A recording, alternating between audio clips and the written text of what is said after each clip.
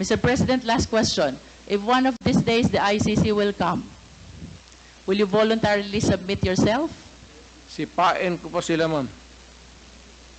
But you said a while ago that if somebody will sponsor your fare to the ICC, you will voluntarily submit yourself to their investigation and jurisdiction. Yes. Pero kung sila magpunta dito, sipain ko. But will you confirm that you are willing to submit voluntarily yourself to ICC? Punta ko doon, sipain ko rin sila. I hope that everything that you said before the Quad can be reduced in writing so that truly we can believe that you're taking full legal responsibility to all the victims of war on drugs, both legal and illegal, because as lawyers we believe that by extrajudicial confession, we have to put that in writing, Mr. President. Totoo yan, ma'am. I order the campaign against drugs. Hindi ako it's a policy of government or of the president. Hindi ako maghugas ng kamay. Hindi ako magsabi, hindi, kasi yung department yan, hindi, akin yun. Nalalaman niyo po ba kung ano o Tao yan, saan yung Laod firing range? Doon ako nagpa-practice magbarel para pumatay ng tao. Thank you. Nagpa-practice po kayong bumaril para pumatay ng tao. Oo.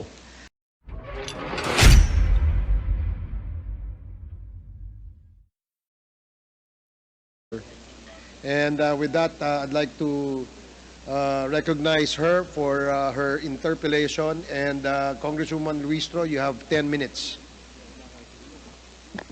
Thank you, Mr. Chair. Mr. Chair, I wish to direct my question to the former President. Mr. President, good afternoon. Good afternoon, Mr. President. First of all, I wish to acknowledge your courage in taking full responsibility, full legal responsibility to all the victims of war on drugs, both legal and illegal, as you have mentioned, Mr. President. Hindi ko na kontrolado kasi, ma'am. And Mr. President, I wish to manifest that it is my humble opinion that one will not take legal responsibility unless there is no willingness as well to admit being behind all the killing incidents that transpired during the war on drugs.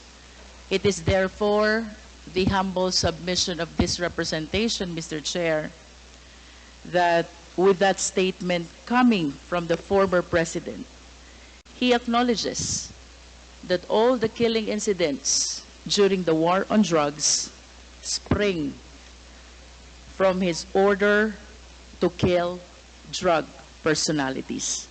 That is a manifestation, Mr. Chair. Mr. Chair, I understand that the resource speaker, the former President, is a lawyer. Mr. President, may I request that you educate the Filipino people, and I am certain that you understand what conspiracy theory is all about. Please educate us, Mr. President.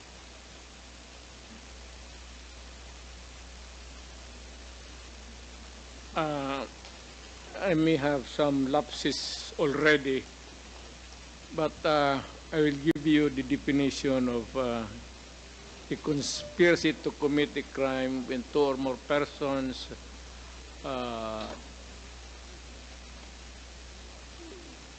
decide or discuss to commit a crime and actually do it.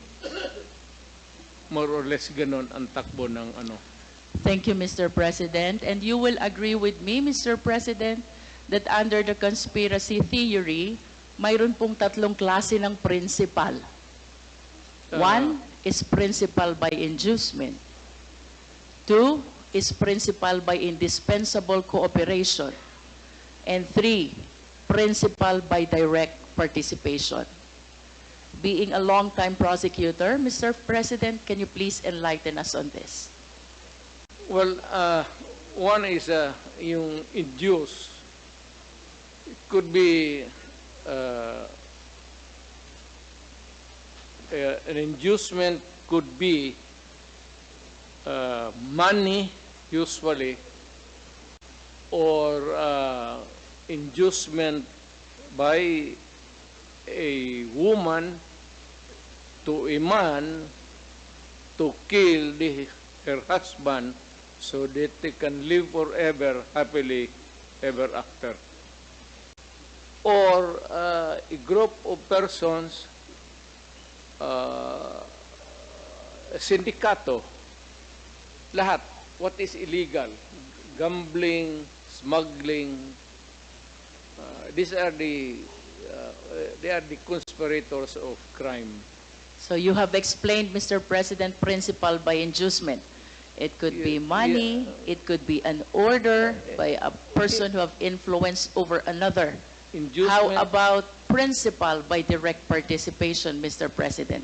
you actually agree with one another to commit the crime and you participate. Thank you. And how about principle by indispensable cooperation? Well, in the sense that, for example, if there is no way of traveling from one place to another, and you are the only person who can provide the transportation, a vehicle, and that would be indispensable cooperation. Without the vehicle, you cannot commit the crime. Thank you, Mr. President, for enlightening us. Going back to your statement that you are taking full legal responsibility to all the victims of war on drugs, both legal and illegal. It is my humble submission, Mr. Chair, that the former president can be considered liable for all these crimes under the theory of conspiracy by being a principal by inducement.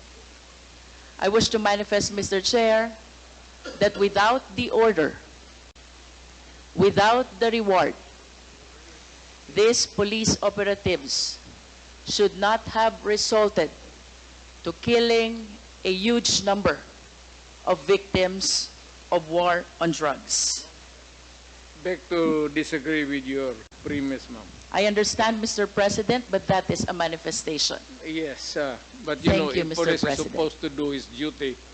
He goes to school for 2 years. He receives instructions to how to go about his duty. And we have to give the presumption of regularity. That's a principle of law. Thank you, Na Mr. President. Pag every time na may ginawa kaya in your favor is the principle of regularity Presumption in the of performance regularity of duty. of performance of official duty, Mr. President. Thank you for your enlightenment. Mr. President, I wish to ask, with all due respect, considering your statement of taking full legal responsibility, both to legal and illegal activities, can Well- I equate this statement of yours to an extrajudicial confession of guilt? Well, in a sense, yes. Wala na akong magawa eh. Are you saying yes, Mr. President? Yes, because I ordered the campaign against the drug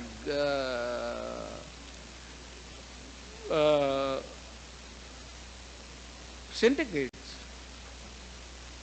At kung anong ginawa nila, whether illegal or not, it was ako ang nag-utos. In that sense, I take that responsibility of their actions.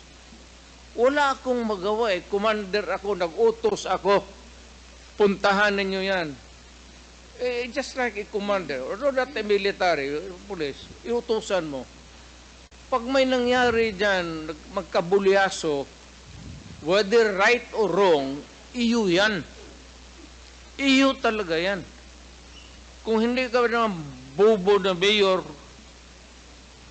hindi mo iwanan yung tao na inutusan mo. Unless yung pumunta doon, inutusan mo mag-operate ng illegal gambling or mga droga, tapos nag-rape, kung anong ginagawa na kabalastugan, ako na mismo ang papatay, hindi na kailangan na hintayin mo pa.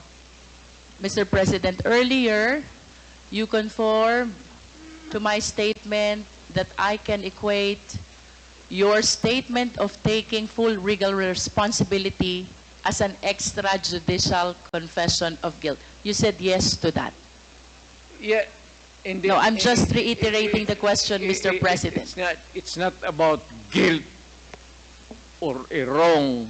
What I'm saying is that yung lahat ng inutusan ko yung war against drugs, o yung isang platoon dyan o isang batalyon, kung ano yung ginagawa nila, kaya I take full responsibility for that.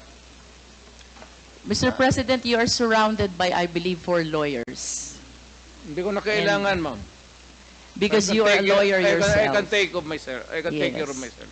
And of course, you understand the elements of an extrajudicial confession. Yes. You confirm that you are of sound mind. And not only that, body Yes. as well. You confirm that your statement is voluntary. Yes. And of course, you confirm that you understand the consequences of your extrajudicial confession. Hindi naman alam hindi naman ito korte. So I understand, Mr. President. That's why we call it extrajudicial confession.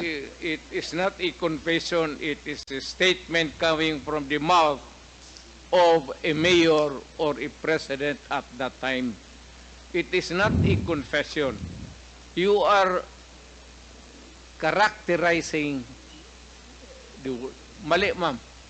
The only one, Do not characterize that as a wrong. Mr. President, Policy yan. the only one that is missing among these elements is that it should be in writing.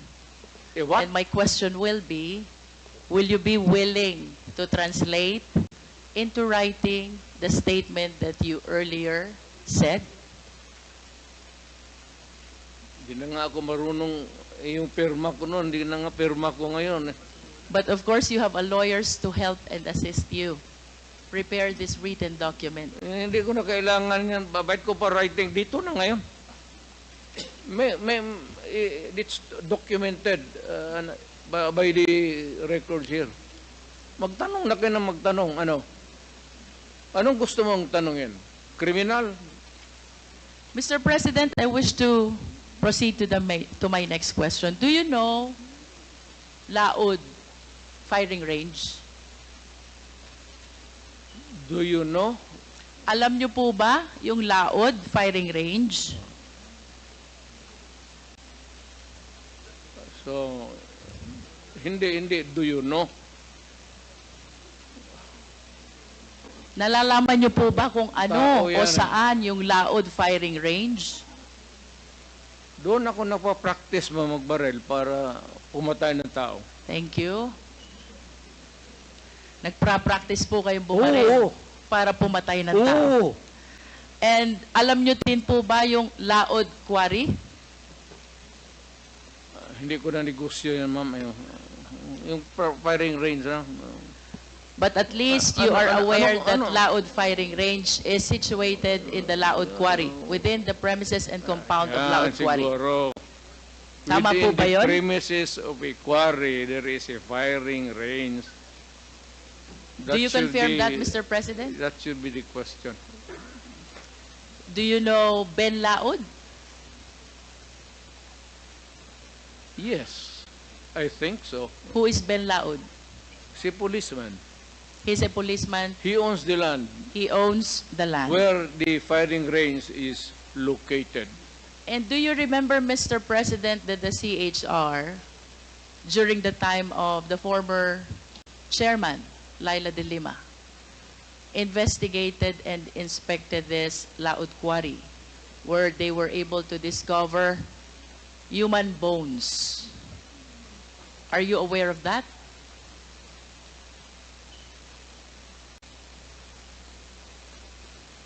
Sino ma?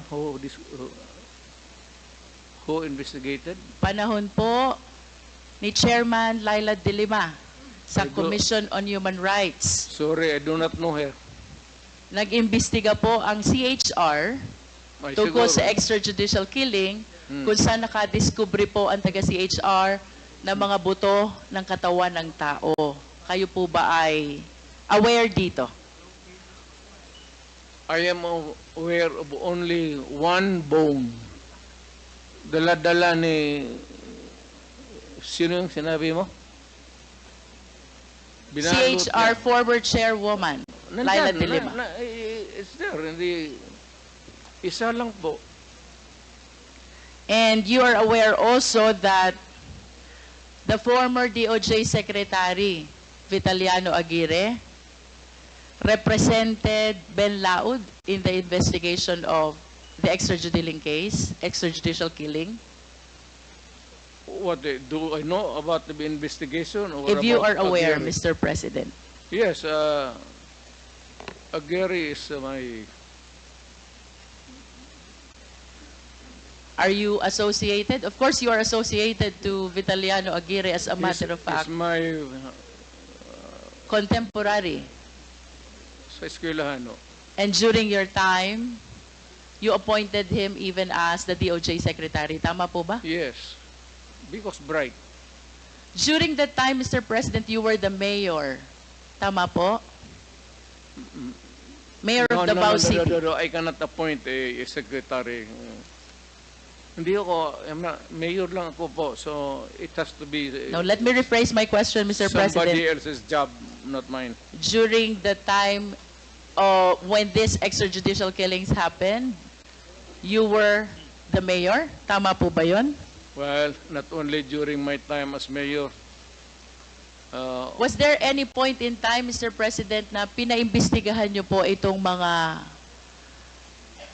buto ng tao na nakita sa Laud Quarry? Dala-dala nga ni... sino yun?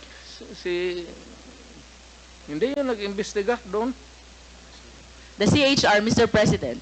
Oh, si CHR. Kayo po ba'y nagpa-imbestiga? Even during your time as mayor or during your time as president, pinaimbestigahan niyo po ba itong mga buto na nakita sa Laud Quarry? Bakit ako mag-imbestiga ng mga buto dyan na maraming buto ng tao na... So you did not initiate any investigation? Of course. Mr. President, I will proceed to the next question. On December 31, 2004, nag-conduct po ng raid ang PIDEA 11, headed by Superintendent Wilkins Villanueva, joined by some operatives of PIDEA Manila, National Headquarter. 6 po yung Chinese na napatay.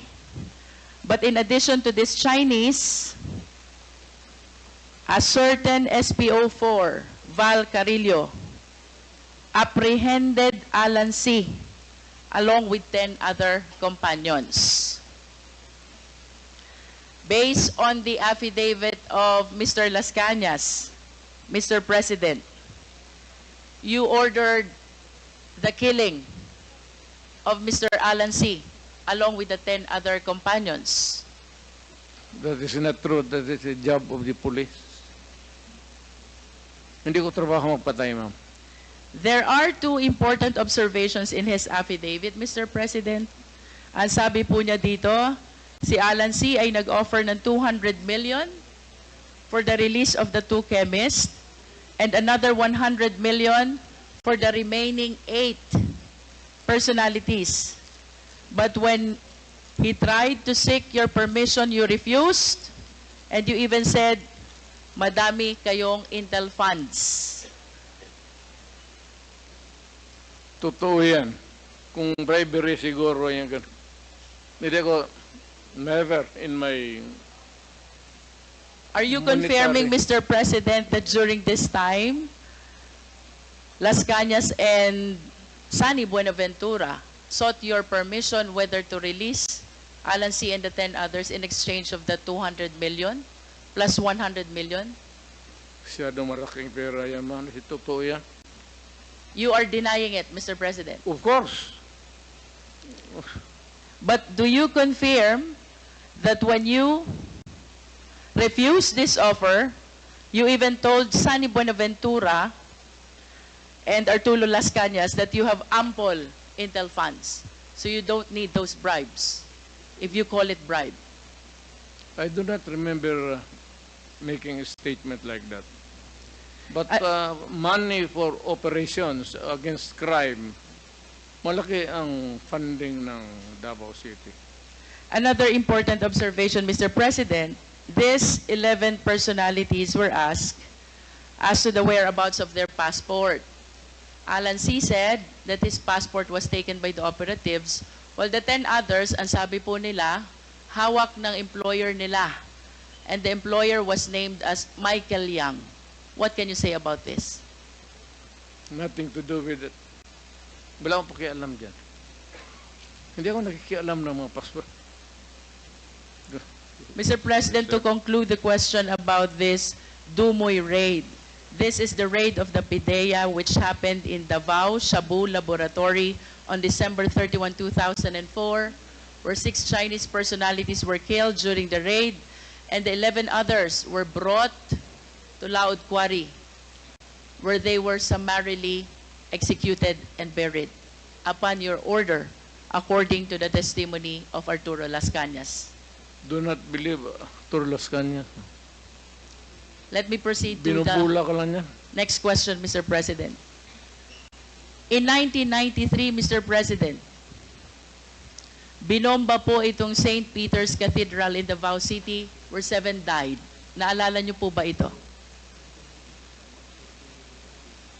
And according to Point of Arturo order, Las Cañas, Mr. Chair. Point of order. What was the I would like rule to that was find vi- out Excuse me. If Attorney Delgra is coaching the President, because she has been whispering in the ears of the former President. What to find out? Attorney Delgra, please refrain from coaching. The President is able to answer all these questions being asked He's of him. advising me And about my you're legal only rights. limited to advising Legal your client rights. with his rights. Nothing more, nothing less. He's I a hope lawyer. you follow the rule, Attorney Delgra. Please He does- proceed. He does not have to coach me. I know how to answer. Mr. Chair, 1993, binomba po ang St. Peter's Cathedral, Davao City, where 7 died. Nalala niyo po ba ito, Mr. President?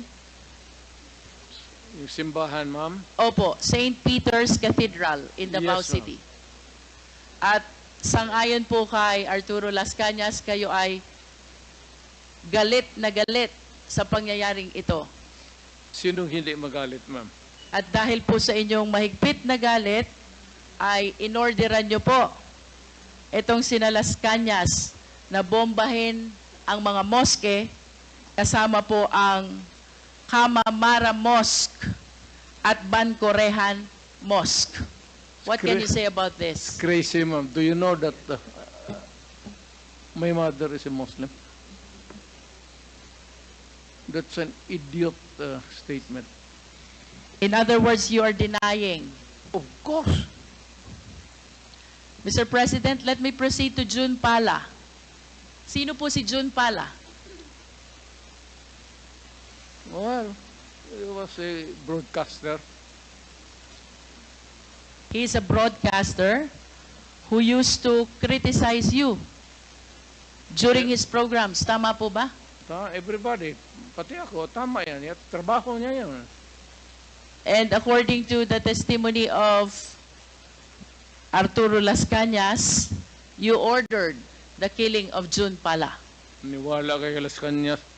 Lahat na nandang participation ng crime niya, kanya. There's a pattern, you know. Look at the pattern of the crimes. Kanya lahat ng ano. Do you believe that as a policeman? Would I? Would I? Kanina po, Mr. President, I started my interpellation with acknowledging your courage in taking full legal responsibility to all the victims of war on drugs, and you said both legal and illegal. The reasons why I asked about Laod Quarry, where human bones were found. The reason why I asked about the Dumoy raid, where 11 Chinese personalities were summarily brought and killed to Laod Quarry. The reason about why I asked about the mosque bombing and the killing of Jun Pala is I wanted to substantiate the courage that I saw on you when you initially expressed taking full legal responsibility to all the victims of war on drugs, both legal and illegal, according to you. You are substantiate? Yes, Mr. President. Where's the proof? Mr. President, I'm anchoring my questions about the separate incidents from your initial statement that you are taking full legal responsibility Yes. to all the victims of war on drugs. You said both legal and illegal. Yes. Mr. President, you are a long-time prosecutor, correct? And of course, it is very fundamental upon us, all lawyers, the Yeah. requirements of due process. We are zeroing in on a particular individual now. Due process is the law which hears before it condemns. Due process is the law which requires notice and hearing. If you say so. Mr. President, I hope that we will be reminded that by due process, the end does not justify the means. Kanina po, tinanong din po kayo ni Honorable Brosas about the number of the victims of war on drugs.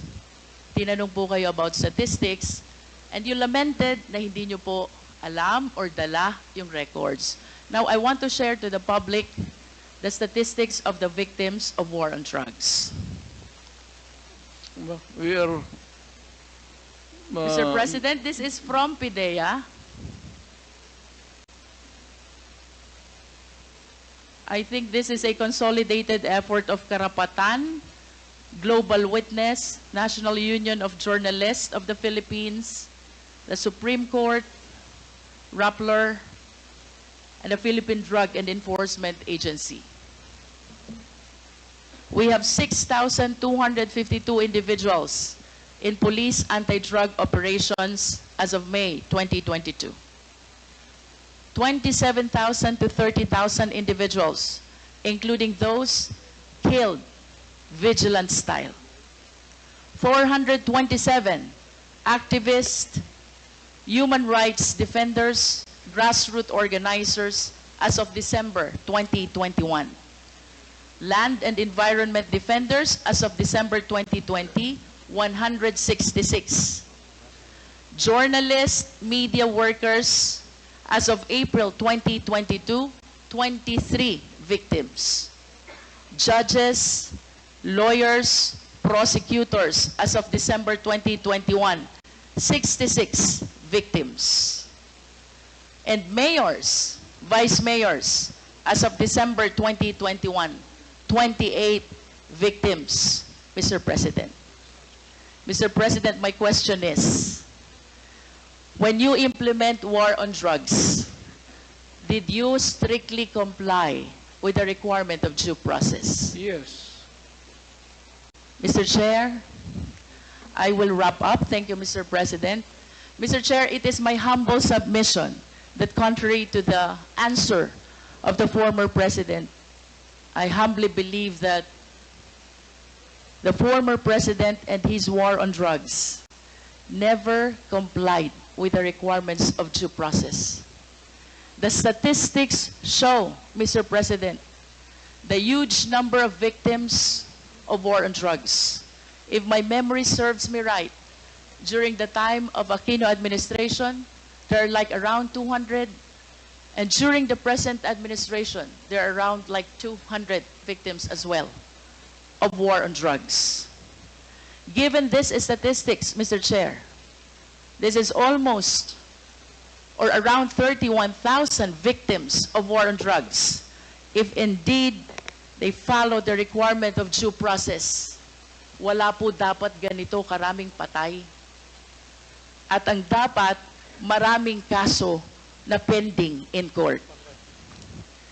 I hope all of us will be reminded by the fundamental law that no person should be deprived of life, liberty, and property without due process of law.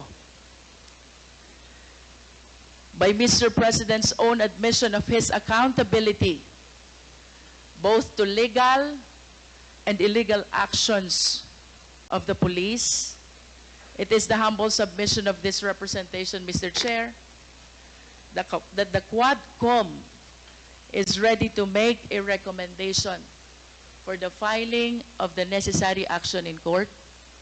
That is a violation of the law, RA 9851, Act defining and penalizing crimes against international humanitarian law, or at the very least, the murder cases as defined under the revised penal code. To finally conclude, Mr. Chair, last series of questions to Mr. President, again to substantiate the courage that he was able to show during the initial part of this hearing. Mr. President, in the past hearing of Quadcom, may 30 Chinese drug lords na napatay sa Davao Penal Colony. Are you willing to take accountability and responsibility also for this? Wala na ako niyan, ma'am. Nandito na ako sa Maynila. So, you're saying no. Oh, well, kung gusto mo isali yan, idagdag mo na, okay lang. How about the death of General Barayuga, the PSCSO Secretary? Are you willing to take full legal responsibility for this? I do not kill generals. The death of Mayor Aldong Parohinog and the 15 others in Osamis City, are you taking full responsibility on this? Hindi ako nagpapatay ng mga mayor, ma'am. The death of Mayor Espinosa of Albuera Leyte, are you taking full responsibility on this? Hindi ko, ma'am. That's my birthplace. The death of Tony Halili in Tanawan City. Malayo yan siya sa akin, ma'am. The death of Mayor Perez of Los Baños. Lalo na. Ibalik ko po dun sa una niyong sinabi. If you are denying all this, alin po yung tinutukoy niyo when you said you are taking full legal responsibility to all the victims of war on drugs, both legal and illegal? Yes. Kasi order ko kasi that was my campaign against drugs. Na yung, alam mo, maraming istasyon, maraming pulis. Kung nagkaletse-letse doon, hindi ka maghugas ng kamay. Dapat sabihin mo, akin dyan, kasi, of course, nagkamali sila. Now, if there is an appropriate action na gusto ninyong ilabas, then file the case in court. Wala namang pigil. Matagal na yan yung sabi extrajudicial killing. I am challenging anybody or everybody who makes the accusation, whether it is really true or not. It may be true. File the case in court because may korte tayo. And even if I will admit na totoo yan, you have to go to court because I will make the admission there again. Are you saying, Mr. President, that when you go to court, you're willing to admit also your accountability for all the deaths during the war on drugs? Of course, may abogado man ako, ma'am. Kung ano sabihin ng abogado ko, sunod ako. I hope that everything that you said before the Quad can be reduced in writing so that truly we can believe that you're taking full legal responsibility to all the victims of war on drugs, both legal and illegal, because as lawyers we believe that by extrajudicial confession, we have to put that in writing, Mr. President. Totoo yan, ma'am. I ordered the campaign against drugs. Hindi ako it's a policy of government or of the president. Hindi ako maghugas ng kamay. Hindi ako magsabi, hindi, kasi yung department niya, hindi, akin yun. Mr. President, last question. If one of these days the ICC will come, will you voluntarily submit yourself? Sipain ko pa sila, ma'am. But you said a while ago that if somebody will sponsor your fare to the ICC, you will voluntarily submit yourself to their investigation and jurisdiction. Yes. Pero kung sila magpunta dito, sipain ko. But will you confirm that you are willing to submit Oh. voluntarily yourself to ICC? Punta ko doon, sipain ko rin sila. Same. I have nothing further, Mr. Chair. Thank you, Mr. President. Thank you, Congresswoman Luistro. The next to interpolate. Yes, Mr. Attorney Chair, Bell. with all due respect, Mr. Chair, the Sunday bombing of Davao City is known to me personally because at that time I was the chairman of the Human Rights Committee of the Point of order, Mr. Chair. What is the point of order, Congressman Acop? We do not know the personality of Attorney Bello, and he has not been invited as a resource person, and therefore has no right to speak before this committee. I agree, Your Honor. Mr. Chair. I have no contradiction to the manifestation of the Honorable Chair, Congressman Acop. But I just want to inform this body of what the Easter bombing is all about. Because the Honorable Congressman Luistro mentioned about it. And she insinuated that as a result of the Sunday bombing, former President Duterte caused the bombing of Muslim mosques, which is not true because at that time, Your Honor, he was just a fiscal of Davao City. Okay, I salamat know po. that, Your Honor, because I was the one who investigated this incident upon the direction of the Integrated Bar of the Philippines. So, for the record, Congressman Luistro, Mayor Duterte or President Duterte was a fiscal at the time of the bombing of the San Pedro Cathedral. Okay, It thank is you. not true Thank you, that he Attorney was the Bello. mayor. Your manifestation is noted.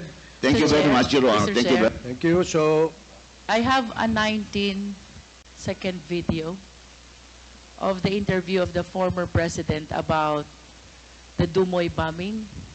If this representation many may be minutes is allowed that, to. I think this is 19 seconds, Mr. Chair. seconds. Okay, please. Secretariat, kindly play. Before that, we'd like to acknowledge the presence of Vice President Sara Duterte.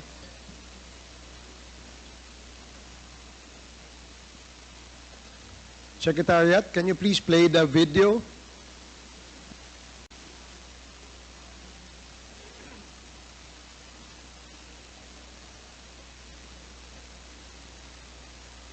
May I also remind our lawyer friends of the former president to please I did it because I had to do it for my country.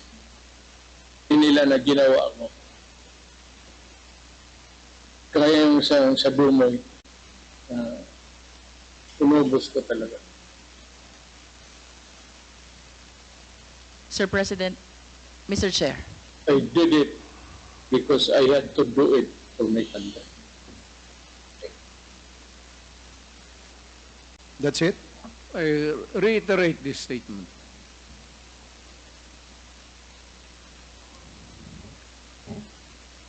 The former president said that he reiterates the statement he made in that video. With that, Mr. Chair, then I conclude this interpellation. Okay. Thank you, Congresswoman Luistro.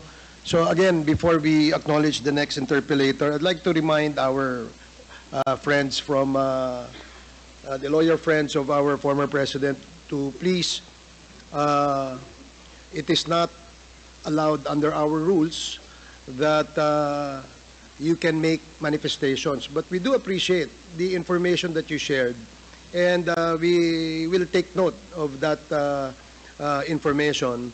But again, let me emphasize that under our rules, we cannot allow the lawyers of our guests or our resource person to speak and address the committee. So I hope that is clear to our lawyer friends. And with that, we will now acknowledge the next interpellator.